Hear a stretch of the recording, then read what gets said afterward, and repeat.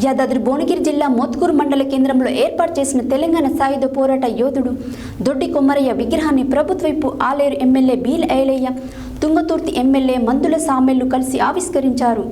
అనంతరం దొడ్డి కొమరయ్య విగ్రహానికి పూలదండ వేసి ఘనంగా నివాళులర్పించారు. అనంతరం వారు మాట్లాడారు. యాదాద్రి భువనగిరి జిల్లా మోత్కూరు మండల కేంద్రంలో ఏర్పాటు చేసిన తెలంగాణ సాయుధ పోరాట యోధుడు దొడ్డి కొమరయ్య విగ్రహాన్ని ప్రభుత్వ ఆలేరు ఎమ్మెల్యే బీర్ల ఐలయ్య, తుంగతుర్తి ఎమ్మెల్యే మందుల సామెళ్లు కలిసి ఆవిష్కరించారు. అనంతరం దొడ్డి కొమరయ్య విగ్రహానికి పూలదండ వేసి ఘనంగా నివాళులర్పించారు. ముందుగా విగ్రహ ఆవిష్కరణకు విచ్చేసిన ప్రభుత్వ ఆలేరు ఎమ్మెల్యే బీర్ల ఐలయ్యను ఎమ్మెల్యే మందుల సామెళ్లను డప్పు డోలుతో ఘనంగా స్వాగతం పలికారు. ఈ కార్యక్రమంలో కురుమకుల సోదరులు పాల్గొన్నారు. ఈ సందర్భంగా ప్రభుత్వ ఆలేరు ఎమ్మెల్యే బీర్ల ఐలయ్య మాట్లాడుతూ తెలంగాణ రైతాంగ సాయుధ పోరాటంకు ఆజ్యం పోసిన వ్యక్తి దొడ్డి కొమరయ్యని, భూమి భుక్తి కోసం, వ్యక్తి చాకరీ విముక్తి కోసం ప్రాణాలు అర్పించిన మహోన్న వ్యక్తి దొడ్డి కొమరయ్యని కీర్తించారు. 1927 ఏప్రిల్ 3న జన్మించిన రైతాంగ వీరుడు, తెలంగాణ రైతాంగ సాయుధ పోరాట తొలి యోధుడు దొడ్డి కొమరయ్య జనగామ జిల్లా దేవరపుల మండలం కడివెండి గ్రామంలో యాదవ వంశంలో దొడ్డి కొమరయ్య జన్మించారన్నారు.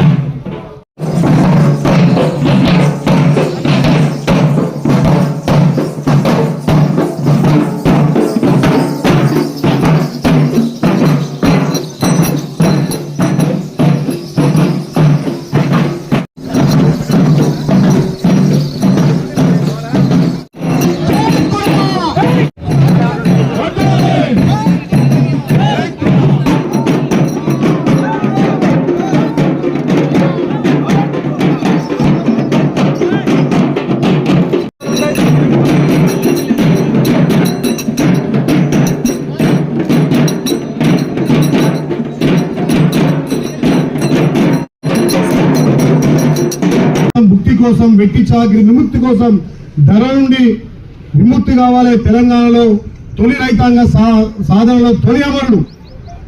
ఆ అమరుడు ఆయన కుటుంబం కోసం కాదు, ఆ ప్రాంతంలో ఏదైతే శిస్తు వసూలు చేసిరో, భూమికి వసూలు చేసిరో, ఇది మన భూమి మన కథ అని చెప్పి వ్యక్తి చాకరీ విముక్తి కోసం పోరాటంలో తొలి అమరుడు.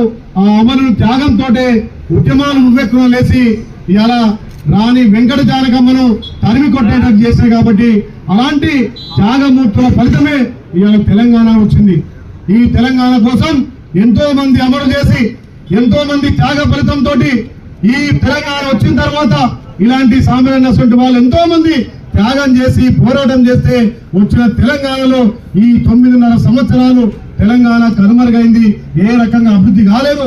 ఇక్కడ ఒక మంచి నిర్ణయం, గొప్ప నిర్ణయంతో సామలను భారీ మెజార్టీతో గెలిపించారు. కాబట్టి ఇప్పుడు ఈ ప్రజాపాలనలో అన్ని వర్గాలను కలుపుకొని ఏదైతే సాయుధ రైతాంగ పోరాటంలో అమలైనో, ఈ తెలంగాణ మరి ఉద్యమంలో అమలైనో వాళ్ళందరినీ స్మరించుకొని వాళ్ళ స్ఫూర్తి త్యాగంతో వచ్చిన తెలంగాణలో ప్రతి బీద బిక్క అందరూ కూడా అభివృద్ధి కావాలి.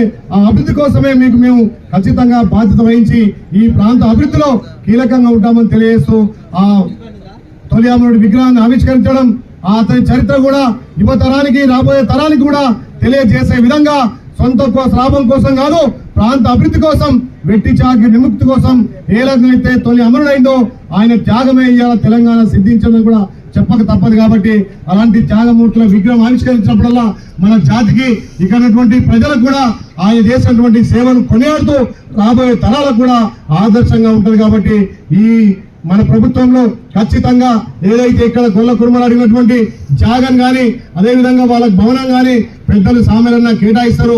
ఈ రాష్ట్ర ప్రభుత్వం కూడా అన్ని కులాలకు, అన్ని మతాలకు, అక్కడి వర్గాలకు అభివృద్ధి కోసం పాటుపడుతున్నటువంటి రేవంత్ రెడ్డి గారి నాయకత్వాన వచ్చిన 90 రోజులలో ఎంతో మంది ఉద్యమకారులకు, ఎంతో మంది పిల్లలకు 30 లక్షల ఉద్యోగాలు కూడా ఇవ్వడం జరిగింది. ఈ ప్రాంతాన్ని ఖచ్చితంగా అభివృద్ధి చేస్తానని చెప్పి సామాన్యులకు నాకు కూడా మన గౌరవ ముఖ్యమంత్రి చెప్పింది. కాబట్టి మన ప్రాంతం వెనుకబడ్డ ప్రాంతం, ఈ ప్రాంతాన్ని అభివృద్ధి కోసం అందరం కంకణం కట్టుకొని ముందుకు పోవాల్సిన అవసరం. కాబట్టి ఇలాంటి దొడ్డి కొమరయ్య స్ఫూర్తితోటి, ఇంకా ఆయన త్యాగ ఫలితంతో రైతాంగం కూడా ముందుకు పోవాల్సిన అవసరం ఎంతైనా ఉంది. కాబట్టి ఇలాంటి త్యాగమూర్తులను స్మరించుకొని ప్రతి గ్రామాన ఈ కూడల్లో విగ్రహాన్ని పెడితే రాబోయే తరాలకు ఆయన త్యాగ ఫలాలు కూడా ఉంటాయి. అదే విధంగా ఒక చాకలి ఐలమ్మ, అదే విధంగా ఒక ఎంతో మంది త్యాగ ఫలితంతో వచ్చిన తెలంగాణ ఇవాళ ప్రజల పాలన వచ్చింది. కాబట్టి ఆ ప్రజల